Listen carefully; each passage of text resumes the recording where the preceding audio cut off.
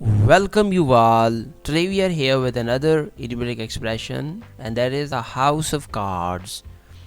A house of cards, which means a system, plan or organization is likely to fail or collapse. इसका उर्दू में गैर महफूज मंसूबा scheme जो चलने वाली ना हो, वहाँ पे ये हम इडियम यूज़ कर सकते हैं. यानी it is like this house of cards that it is very easily to be destructive.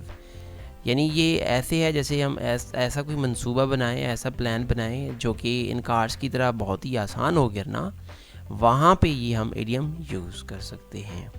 How we are going to use it in sentences like it is rather like a group of people trying to build a house of cards. So we have used here this idiom into this sentence. Here is another sentence. Its house of cards is gradually falling apart.